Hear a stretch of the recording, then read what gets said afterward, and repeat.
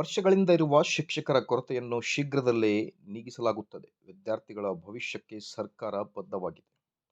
ರಾಜ್ಯಾದ್ಯಂತ ಒಟ್ಟು ಸುಮಾರು 18,000 ಶಿಕ್ಷಕರ ನೇಮಕಾತಿ ಮಾಡುವ ಸರ್ಕಾರಕ್ಕಿದೆ ಉದ್ದೇಶ. ನೀವು ಅಧಿಸೂಚನೆಯನ್ನ ಶಾಲಾ ಶಿಕ್ಷಣ ವೆಬ್ಸೈಟ್ ಮೂಲಕ ಪಡೆಯಬಹುದು. ಪ್ರಾಥಮಿಕ, ಪ್ರೌಢ ಮತ್ತು ಹೈಸ್ಕೂಲ್ ಹಂತದಲ್ಲಿ ನೇಮಕ. ಆತ್ಮೀಯ ಶಿಕ್ಷಕ ಆಕಾಂಕ್ಷಿಗಳೇ, ಇಂದಿನ ಈ ಒಂದು ವಿಡಿಯೋದಲ್ಲಿ ಒಂದು ಪ್ರಮುಖ ವಿಚಾರವನ್ನ ತಮ್ಮೊಂದಿಗೆ ಶೇರ್ ಮಾಡ್ತಾ ಇದ್ದೀನಿ. Primary school teacher, graduate primary school teacher ಮತ್ತು ಹೈಸ್ಕೂಲ್ ಟೀಚರ್ಸ್ ರಿಕ್ರೂಟ್ಮೆಂಟ್ ಕುರಿತು ಈ ಒಂದು ವಿಡಿಯೋದಲ್ಲಿ ತಮ್ಮೊಂದಿಗೆ ಒಂದು ಲೇಟೆಸ್ಟ್ ಅಪ್ಡೇಟ್ ಅನ್ನ ಶೇರ್ ಮಾಡ್ತಾ ಇದ್ದೀನಿ.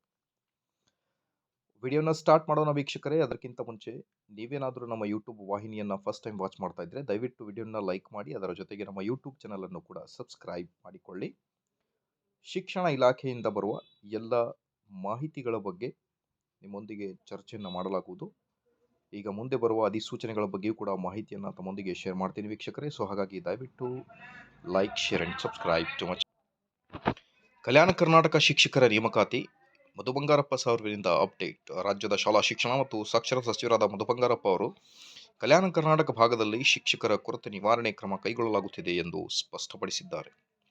ಪ್ರಮುಖ ಅಂಶಗಳಲ್ಲಿ ಒಂದಾದ ಕಲ್ಯಾಣ ಕರ್ನಾಟಕ ಪ್ರದೇಶದಲ್ಲಿ 5,267 ಶಿಕ್ಷಕರ ಹುದ್ದೆಗಳ ಭರ್ತಿ ಪ್ರಕ್ರಿಯೆ ನಡೆಯುತ್ತಿದೆ.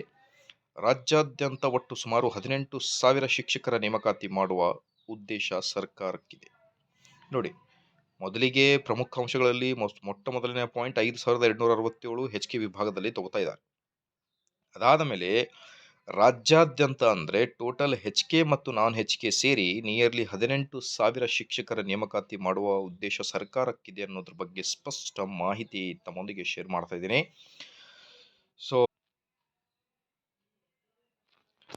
ಈಗ 5,000 ಶಿಕ್ಷಕರ ಅತಿಥಿ ಶಿಕ್ಷಕರ ನೇಮಕಕ್ಕೆ ಅನುಮೋದನೆ ನೀಡಲಾಗಿದೆ. ಶಾಶ್ವತ ಶಿಕ್ಷಕರ ನೇಮಕಾತಿ ಪ್ರಕ್ರಿಯೆಯನ್ನು ವೇಗಗೊಳಿಸಲಾಗುತ್ತದೆ ಎಂದು ಸಚಿವರು ತಿಳಿಸಿದ್ದಾರೆ.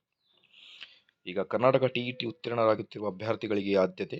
ಪ್ರಾಥಮಿಕ, ಪ್ರೌಢ ಮತ್ತು ಹೈಸ್ಕೂಲ್ ಹಂತದಲ್ಲಿ ನೇಮಕ. ಅಧಿಕೃತ ಸೂಚನೆಗಳನ್ನು ಶಾಲಾ ಶಿಕ್ಷಣ ವೆಬ್ಸೈಟ್ ಮೂಲಕ ಪ್ರಕಟಿಸಲಾಗುತ್ತದೆ.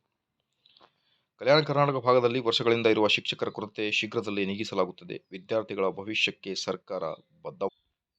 ರಾಜ್ಯಾದ್ಯಂತ 18,000 ಶಿಕ್ಷಕರ ನೇಮಕಾತಿಗೆ ಸರ್ಕಾರ ನಿರ್ಧಾರ. ರಾಜ್ಯದಲ್ಲಿ ಸರ್ಕಾರಿ ಹಾಗೂ ಅನುದಾನಿತ ಶಾಲೆಗಳಲ್ಲಿನ ಶಿಕ್ಷಕರ ಕೊರತೆ ನೀಗಿಸುವ ಉದ್ದೇಶದಿಂದ ರಾಜ್ಯ ಸರ್ಕಾರವು ರಾಜ್ಯಾದ್ಯಂತ ಸುಮಾರು 18,000 ಶಿಕ್ಷಕರ ನೇಮಕ ಮಾಡಲು ನಿರ್ಧರಿಸಿದೆ. ಶಾಲಾ ಶಿಕ್ಷಣ ಮತ್ತು ಸಾಕ್ಷರತಾ ಇಲಾಖೆ ಸಚಿವರು ಈ ಕುರಿತು ಮಾಹಿತಿಯನ್ನು ನೀಡಿದ್ದು, ಇದರಲ್ಲಿ ಸುಮಾರು 12,000 ಶಿಕ್ಷಕರನ್ನು ಸರ್ಕಾರಿ ಶಾಲೆಗಳಿಗೆ ಹಾಗೂ 6,000 ಶಿಕ್ಷಕರನ್ನು ಅನುದಾನಿತ ಶಾಲೆಗಳಿಗೆ ನೇಮಕ ಮಾಡಲಾಗುವುದು ಎಂದು ತಿಳಿಸಿದ್ದಾರೆ.